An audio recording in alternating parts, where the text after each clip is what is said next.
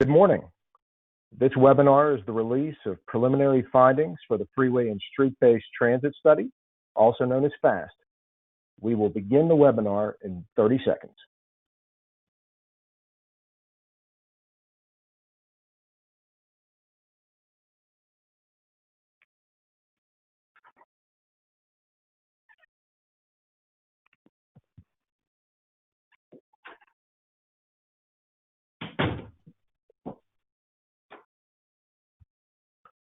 Good morning.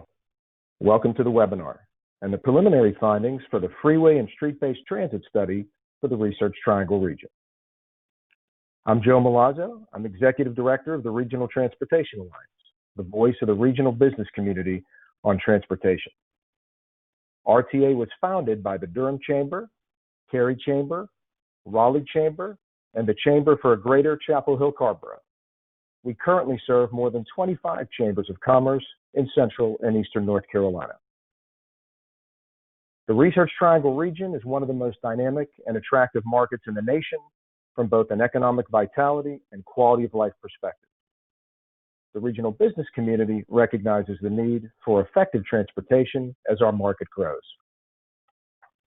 This morning, we are pleased to present the preliminary findings from a study of potential enhanced transit options that can provide effective, all-day regional mobility for workers, customers, and families. Together with our funding partners, Go Triangle and NCDOT, the regional business community introduces a freeway and street-based transit network concept. Our goal, and the goal for the proposed FAST network, is to complement the ongoing and upcoming work on bus rapid transit and commuter rail while proposing a scalable approach to leverage our existing roadways to improve accessibility and opportunity. Today's findings are preliminary and illustrative. They should be thought of as strategies and projects that we could do, not necessarily the specific ones that we would or should do at this point. We welcome and encourage feedback throughout the 45-day comment period that commences now. If you are asking questions during this morning's live webinar, please use the questions function, which is part of your webinar control panel. I am pleased to be joined this morning by my funding partner colleagues, Charles Latuca, President and CEO of Go Triangle, and Heather Hildebrand, Director of the Integrated Mobility Division of NCDOT. I will now turn it over to Chuck Latuca with Go Triangle. Hey, thank you, Joe. Good morning, everybody. Appreciate the opportunity to be here to talk about the preliminary study findings.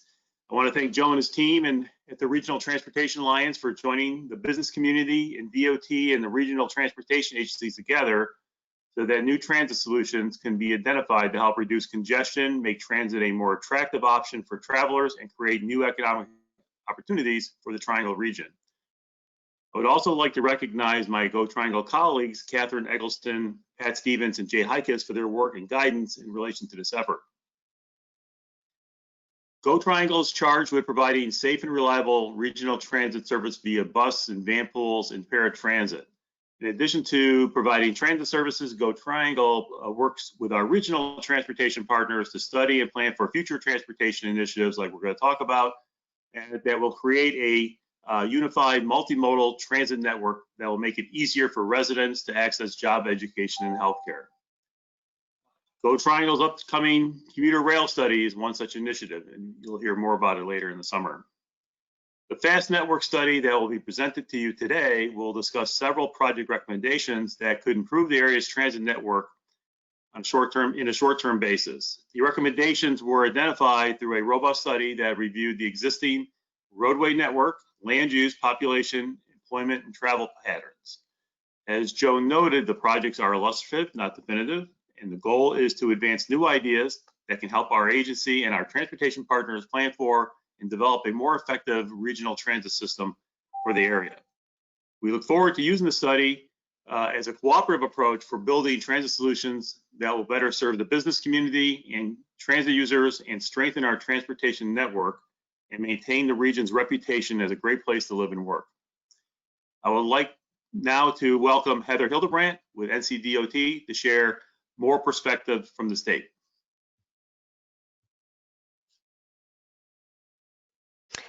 Good morning, everyone. I would like to thank Chuck and Joe for their leadership and partnership on making the Triangle region and the state of North Carolina a better place to live, work, and visit. I would also like to thank my colleague, Joe Furstenberg, who was the study lead for NCDOT. Julie White, Deputy Secretary for Multimodal Transportation, could not be with us here today, but she sends her regards and thanks. The mission of North Carolina DOT is connecting people and places safely and efficiently with accountability and environmental sensitivity to enhance the economy, health, and well-being of North Carolina. Identifying a network of high-priority transportation corridors that integrate all modes of transportation and connect statewide and regional transportation-dependent activity centers will promote highly reliable and efficient mobility and accessibility, resulting in enhanced economic development for North Carolina. Improved access to a variety of mobility options that extend beyond local jurisdictional lines will connect people to greater employment and educational opportunities. While personal automobile travel is both efficient and empowering, not everyone wants to or is able to drive. The FAST study provides the opportunity to transform important roadways into multimodal freeways and streets. And Joe, I'll turn it back to you. Thank you.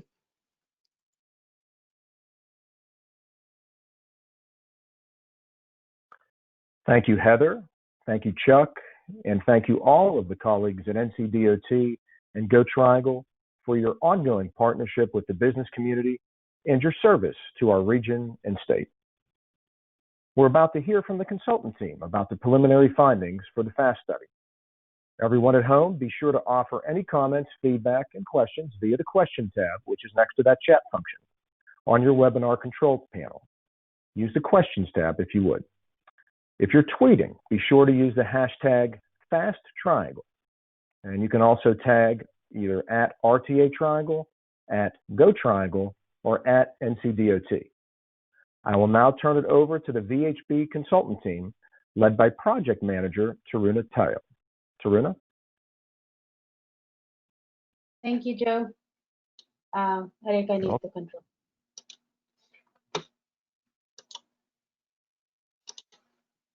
Can you all see my screen? Yes. Okay. Yes. Thanks, Joe. And as Joe mentioned, we'll be talking about the preliminary findings for the FAST study today. And the team that worked on this project was VHB with Roberta from Catalyst Design and Stantec, and me and Don are going to tag team today to do the presentation and to present the findings for the study.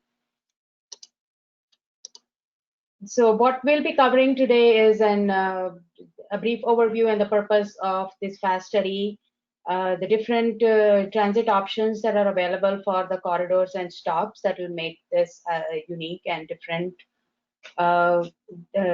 examples of corridor improvements and types of improvements and the corridors for immediate improvement or the midterm improvement, and then some examples of the future possible corridors in the long term, and also talk about the outreach efforts, upcoming outreach efforts, and the next steps on this study. So what is an RTA in collaboration with NCDOT and Go Triangle embarked on this Freeway and Street-based Transit Network study to connect the Triangle region. The regional business, it's a regional business community framework for enhanced transit. It recognizes the size of the region and the dispersion and the growth in the upward trajectory in our region. The expectation from this study are cost-effective, useful travel options for the market to expand, and it will focus on the rapid implementation of an effective, scalable regional multimodal transportation system, same as what Joe mentioned earlier when he first introduced the study. Is it not advancing? What this study will do is it will advance the ideas for improving and accelerating regional connectivity. That is the main purpose of the study, but it will also accelerate effective all-day mobility throughout the systems using our freeway and street-based network, and will provide a complementary service to our existing and emerging travel patterns. The approach that we took for the study was we looked at the existing freeway and the street network for the Triangle region.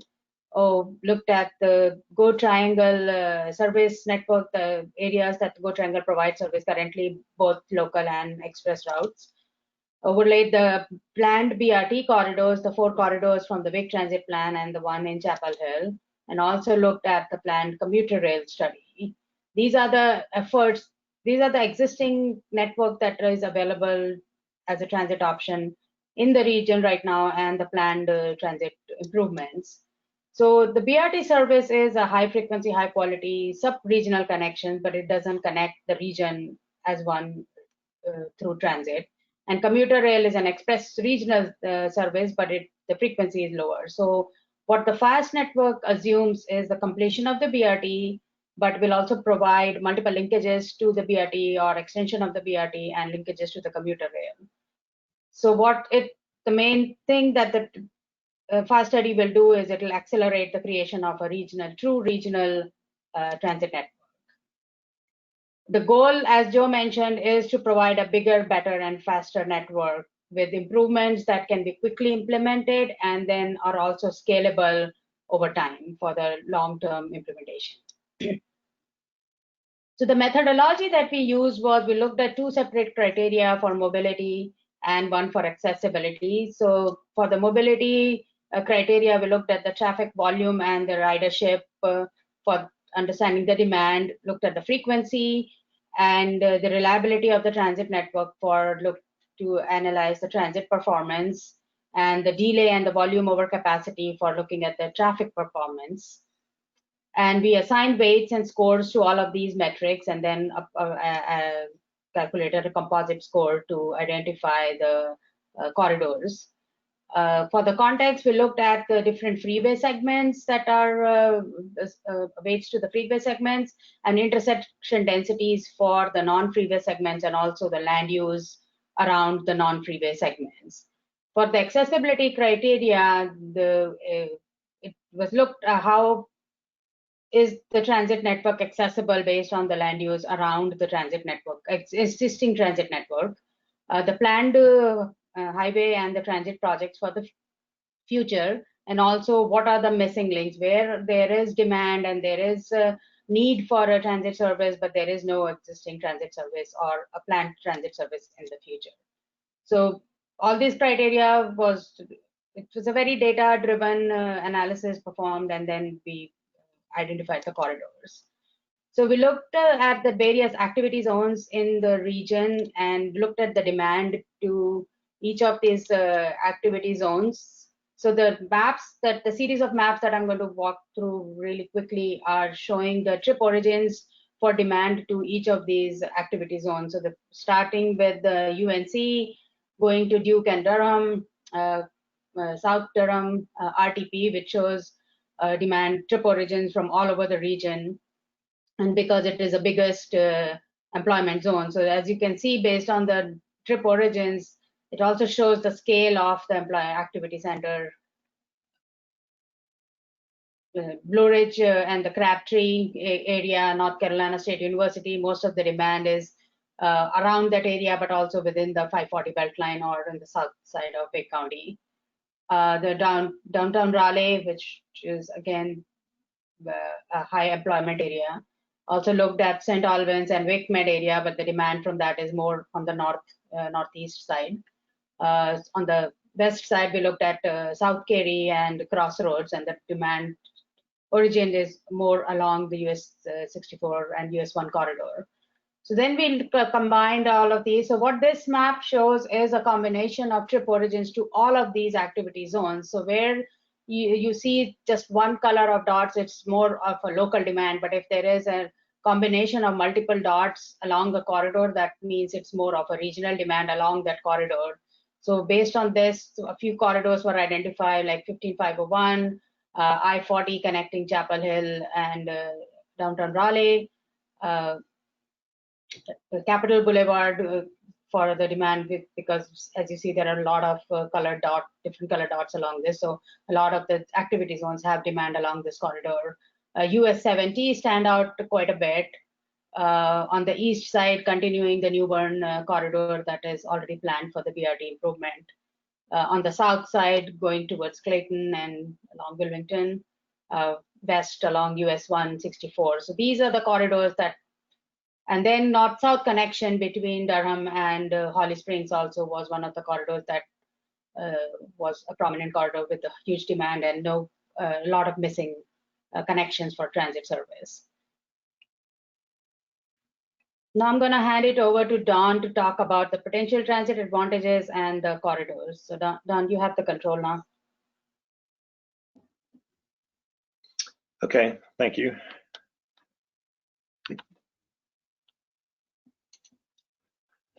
I have control. And yes, the first thing we're going to do is kind of just take a brief dive into the kind of the menu of options, or take a peek at the toolbox of recommendations that could come out of the FAST process. This first group is kind of the low cost advantages associated with freeways.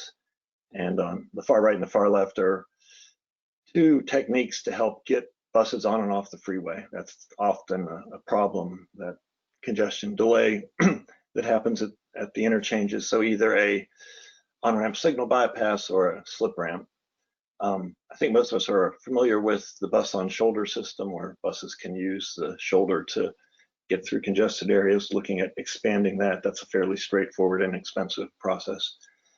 Another one that's actually not legislated here yet, but that gives priority, makes traffic yield to buses when pulling out of a stop back into traffic. That can be actually freeway or a street-based technique. When we get to the streets themselves, there's a different set of tools, and there's others. These are kind of the biggies. There's variations, but the backbone is transit signal priority that senses the presence of a bus and gives them a green light to keep going through an intersection. A queue jump that lets a bus get past stacked up traffic at an intersection, often used in combination with a bus stop. And these two, the signal and queue jump, can be used separately or together. There's some ideas for tactical bus lanes, short-term things we can put in there to see how they work in various locations, or might be used on a part-time basis. And then the red lanes that clearly define bus lanes in mixed traffic. It's sort of a bus rapid transit light, and there's already been one study of that in Wake County, and we've incorporated that in some of our recommendations. The third component is things built around the comfort and convenience of the users at the stops. Level boarding that makes it easier, not going up and down onto a bus, and is especially good for ADA issues. Generally enhanced bus stops that are easier to find, more attractive and obvious, but also more comfortable. Off-board fare payment is critical to eliminate that bottleneck and make things much more efficient. It also helps in a variety of ways, even with the COVID issues. There's some studies now looking at fare-free transit, which would be the next step even beyond this, that would streamline things even further. And another thing we've identified is sideboarding, or the floating bus stop shown here, which works in cases where you have a bike lane that's heavily used, but also when there's sidewalks with a lot of pedestrian traffic not associated with the buses. So it helps reduce conflicts, separate the buses out and the bus passengers, giving them a place to wait. Again, that also helps provide space.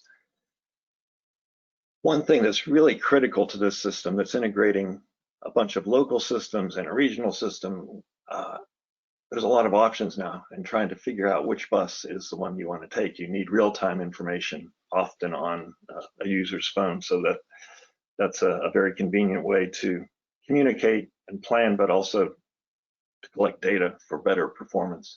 But it's the kind of issue, it's real similar to if you were making an airline reservation and you're asking the question, do I want to take the next bus that gets here, or do I want to take the bus that gets me there fastest, or do I want the bus that costs less, or do I want to avoid a transfer? So you have all these options in your hand. It can make really better decisions.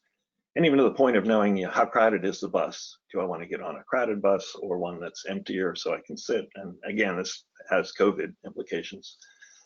at the same time, we want these buses to be comfortable, convenient, attractive, and upgraded fleet, Wi-Fi. These will generally be slightly longer trips, so we want them to be comfortable and where people can multitask. Key component of this is communicating what this new system is, how it works, why it's attractive. Here's some examples that Stantec has been working on up in Canada, the BLAST network in Hamilton, where each one of the routes they've identified, BLAST, it builds off of that. The Zoom in Brampton, just a marketing to kind of let people know, educate, and also attract people to the benefits. Next series of slides, we're going to get into some of the specific recommendations. Going back to the base slide Trina mentioned, where we're looking at the regional highways, the proposed bus rapid transit, commuter rail, and the existing Go Triangle services.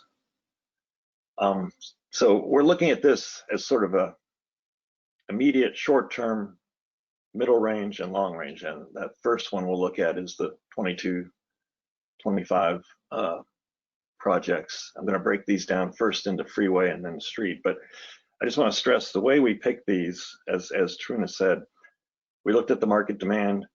We looked at, for this first phase, the short term, we wanted to see where there was existing demand that we could improve so that we could see improvements.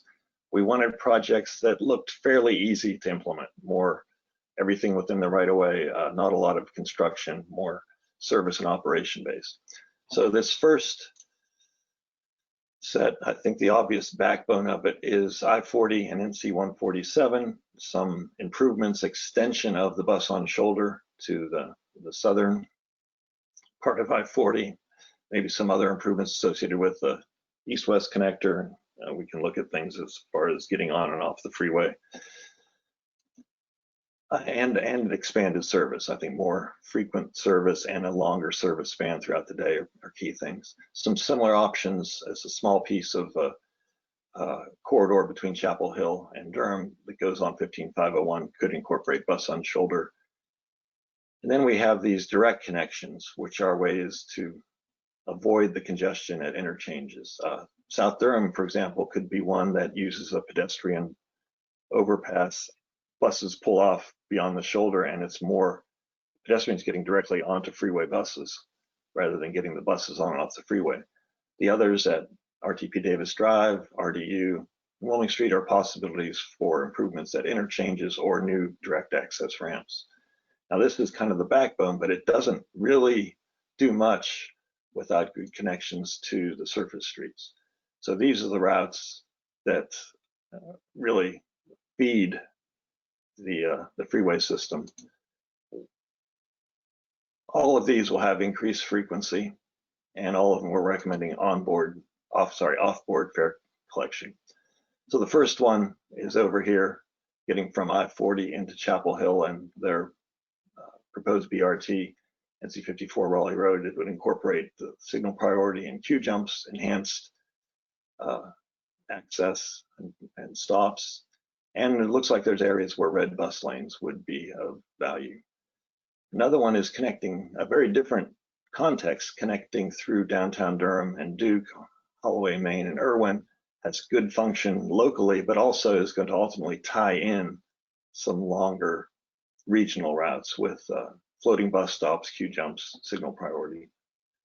Moving over towards Raleigh, this Glenwood Avenue from downtown to I-440, similar signal priority, enhanced stops, and as identified in the other study, some red bus lanes. And then over to the east, Pool Road with signal priorities, queue jump lanes, floating bus stops. These are the first priorities we saw as the easiest to do and the most immediate benefit. Building on that, 15501, no surprise there. Much more of an expressway though, so it's emphasis on queue jump lanes and signal priorities. Ultimately, extension of Glenwood Avenue westward from I-40 beyond 540. Again, very similar to that 15501 with signal priority, queue jump lanes. And this will all build towards a more complete system, as you'll see in subsequent slides. Six Forks Roads has a little bit of everything on it. It's so many different things. It's got the new transit center coming. It's got a lot of mixed use, a lot of growth. So basically all of our tools have a place to be applied there. Then Capitol Boulevard's sort of building towards the ultimate bus rapid transit that would go there, signal priority, queue jump lanes, maybe some future through lanes. One of the things I want to stress, though, that probably doesn't quite jump out at that, we showed these local routes feeding into the bus rapid transit and not going beyond there. The bus rapid transit is a key part of this, where we can do interlining. And interlining can actually happen on any route. It doesn't have to be a BRT, any high level route. But what that means is we'll have multiple buses running along the same corridor. In the BRT, they have a lot of flexibility. They're not going to be congested. We can mix through express routes. We can have skip stop, a lot more speed, reliability, higher frequency, a lot more options are provided. So this interlining is a critical component of this in making a high performance flexible system. Getting more into the heavier infrastructure and emphasizing the transit advantages on both freeways and streets. So peak period express shoulder lanes on freeways, the dedicated priority express lanes on freeways, these connect transit priority ramps, and transit hub stations, freeway transit hub stations, similar to what I mentioned in Southern Durham. And here's a real Cadillac version of this in Minneapolis, where you have, the grade separation, a station up here. It could be a main street or a freeway underneath. So it addresses both buses, pedestrians, and traffic, and minimizes conflicts in a really compact location. Here's another one that can be done much more simply, or it's a very complicated system with a park and ride lot or even deck, and then access into middle lanes if we do have managed or express lanes. Finally, I just wanted to hit on the longer range recommendations. This is where we left off with the 2025 network. The next phases that we would want to add would be this 2030, some freeway connections. A key one is this US 70 all the way from Raleigh into Durham, and taking advantage of some of the other improvements we'd made in earlier stages. 540 starting to build on this north-south route that Truna had identified, going from Clayton all the way into Morrisville, and that this could use obviously part of the existing BRT, or could grow into a more expansive BRT system, extending out up to Wake Forest and more towards the east as well. Also some things in Cary. Then ultimately, as 540 gets completed, we've got real opportunities for east-west, Holly Springs, Garner, Clayton, getting into the park. We've got some interesting opportunities in Cary that would be a connection to some major routes. And then as Chatham Park expands, there's already service to Chapel Hill, but that would be enhanced. And then we're looking, as this becomes a freeway, Pittsboro on into the east. Another area is looking at Burlington, Mebane, and the growth over there, and a successful route that PART is running, how we would incorporate that. And another, just the same thing in a bit more stylized version that we're working on to make it look a little bit less like a GIS map project. So I know that's a lot to absorb at once, but I think Trina will help us wrap it up and hopefully answer some questions if you have any. Thanks. Sure. So we'll be opening up the public commenting period today, and it will run for 45 days till August 31. So you can go to this website, letsgetmoving.org/fast, and download the version of this presentation. And if you have any comments on what we presented or the findings or the recommendations, you can email your comments at fast@letsgetmoving.org. And the schedule is from now, since we're opening the comment period, once we receive the comment period, we'll take a look into that and revise the recommendations. And we hope to finish the study by September or middle of September. And we also are presenting at the RTA breakfast on August 4th.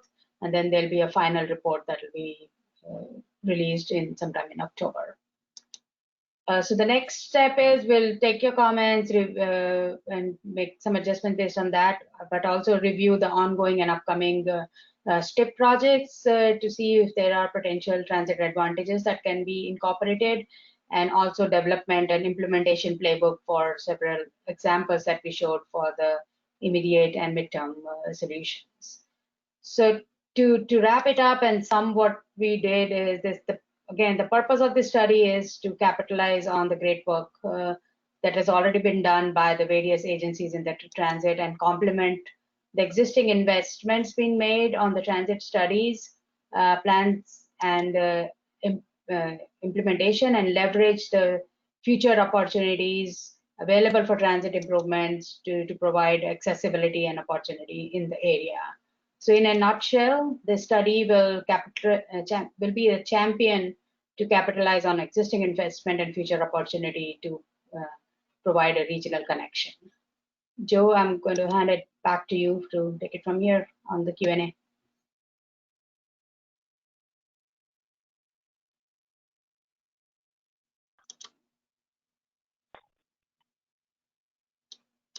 Well, Taruna, thank you very much. And thank you to you and to Dawn and the entire VHB and Stantec team and Catalyst team for your work on this study. We have a few moments for questions. In a moment, I'm going to turn it over to my colleague, Natalie Ridout with RTA, who facilitated a brief question and answer period. We're going to talk about, I think, just two questions. One will deal with equity, and then one more just below that on Capitol Boulevard. But we will compile all the questions that are available that you provided, and we will make a final note about that later. Natalie, take it away. Good morning. Thank you to everyone for participating. Today, I have two questions I'm going to go through. One is from Scott Levitan, CEO of Research Triangle Park. Thank you so much for your question, Scott. For the consultant team, how did you consider equity in the prioritization of investments in terms of the opportunity to serve economically depressed communities or neighborhoods? Taruna, if you and Dawn would activate your cameras and provide some thoughts. That's part we're still finalizing. We've identified what looked like the most promising markets and projects, as we said. We're now going through a screening process to look at those in terms of those dots that were served. What are the socioeconomic characteristics of those communities to, kind of see, are we biasing who we're serving unintentionally in one way or the other, and the types of jobs that would be served. So we've been kind of doing that in the back of our mind, looking at which routes we're serving and understanding how they work now. But we will be doing some things that compare accessibility with and without these improvements for various communities of economic, racial, or even age categories.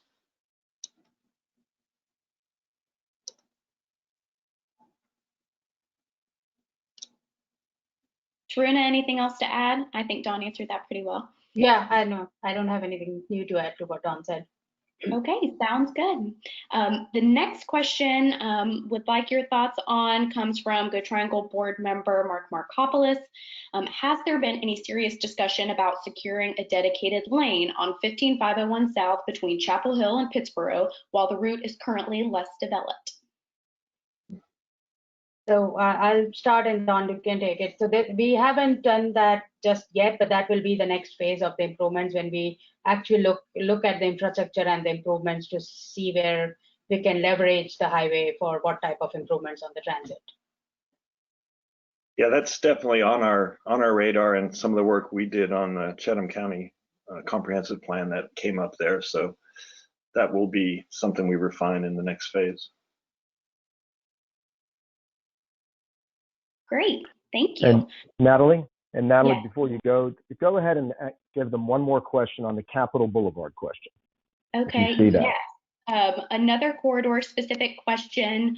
How does this tie into the Capitol Boulevard North study? How is that considered in regards to the proposed route and transit advantages? I think it's just adding to it. You know, it's a little different way of looking at the information. I think there's information we've come up with that they can incorporate. It confirms, I think, a lot of the justification for that project. And now I think it just comes down to the timing and funding of how best to implement which phases of that. And do you just focus on one part, or do some things in advance, even farther north, that help the whole thing work a little better?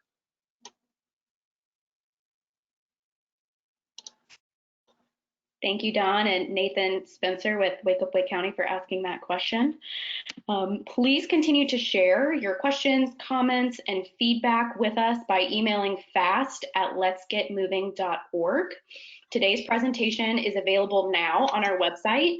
Again, letsgetmoving.org/fast. We will also post a recording of this webinar, and on that page you can also find some FAQs and other resources.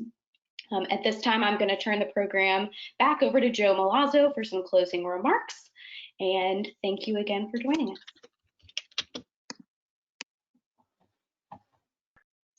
And Dawn, you can turn your camera off and we'll conclude. Thank you. And thank you, Natalie. And thank you to everyone for your participation and engagement this morning. And thank you again to VHB, Catalyst, Design, and Stantec for your excellent work on this study. And thank you to NCDOT and Go Triangle for your partnership today and always. Next steps by the VHB team include looking in more detail at various potential options, whether we are talking about those direct connect ramps from I-40 to RTP or RDU, the questions that were asked about 15501 US 1 and other corridors, as well as creating a playbook of how to advance potential funding options and moving some of these solutions forward that will complement the 5 bus rapid transit lines currently being proposed, as well as connections to that future commuter rail that Chuck mentioned. The regional business community and our study partners are committed to the transformation of our highway network into true multimodal freeways and streets that provide significant and sustainable advantages for public transit, along with enhanced accessibility and mobility for all modes of travel. We believe that the accelerated deployment of enhanced transit service along key corridors, like we discussed this morning, will advance economic opportunity, equitable prosperity, fiscal responsibility, and environmental sustainability. We thank each of you for your time this morning. Please visit letsgetmoving.org/fast for more information on this ongoing study, and visit letsgetmoving.org for more information about the RTA and our upcoming events. We are adjourned. Let's get moving.